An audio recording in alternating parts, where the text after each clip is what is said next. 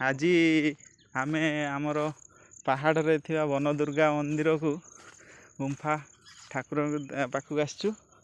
ଆମର ଶ୍ରଦ୍ଧେୟ ଭାଗୀରଥୀ ଭାଇ ତାଙ୍କର ନିଜସ୍ୱ ଚେଷ୍ଟାରେ ଗୁଡ଼ାଏ ଗଛ ଲଗେଇଛନ୍ତି।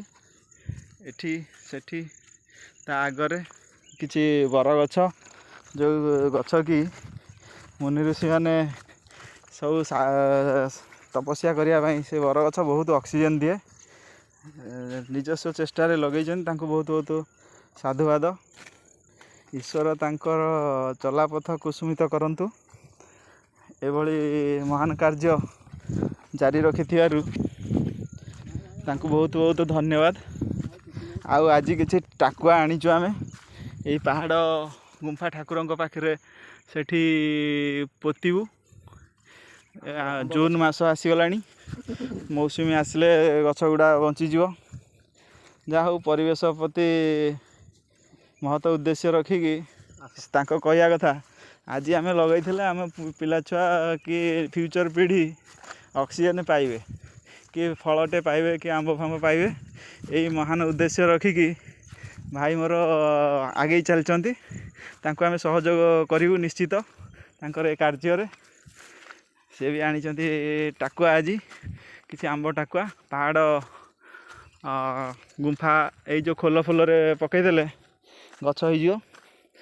ହଉ, ଈଶ୍ୱର ଆମକୁ ସାଥ ଦିଅନ୍ତୁ ଏଇ କାମରେ। ଆଉ ଆପଣ କିଛି କହିବେ? କହିବାର କଥା କ'ଣ କି, ଗଛ ଯଦି ଲଗାନ୍ତୁ, ସମସ୍ତେ ଯଦି ଲଗାନ୍ତେ ତାହେଲେ ପରିବେଶ ଟିକେ ଭଲ ରୁହନ୍ତା। ଆଉ ଖରା ଯେଉଁ ଜୋର ହେଉଛି, ପରିବେଶ ଗଛ ନ କାଟିବା ଦ୍ୱାରା ପରିବେଶ ନଷ୍ଟ ହେଉଛି।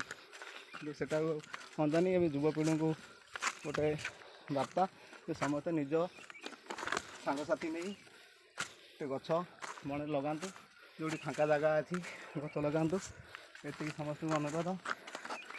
ଆଉ ଏ ମା ଆମର ବନଦୁର୍ଗା, ସେଠି ଆମର ବର୍ଷା ନହେଲେ ଆମମାନେ ଗାଁର ଲୋକମାନେ ସମସ୍ତେ ଆସିକିରି ସେଠି ପୂଜା ଅର୍ଚ୍ଚନା କଲେ ବର୍ଷା ଏଠୁ ଆଉ ଯାଇପାରୁନୁ, ବର୍ଷା ନିଶ୍ଚିତ ହବ, ସେ ବିଶ୍ୱାସ ଆମର ଅଛି। ଛୋଟବେଳେ ଆମେ ବି ଦେଖିଛୁ, ଆମର କ୍ଷୀରି ହାଣ୍ଡି ବସେ, ଲୋକ ଖାଇ ନଥିବେ କି ଖାଉଥିବେ, ସେ ପୂର୍ବରୁ ବର୍ଷା ପୁଣି ହେବ।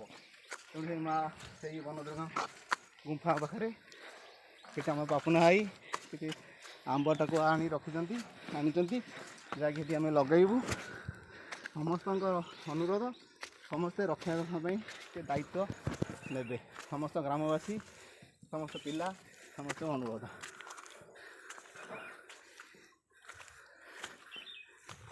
ଜୟ ମା ଦୁର୍ଗା, ବନଦୁର୍ଗା।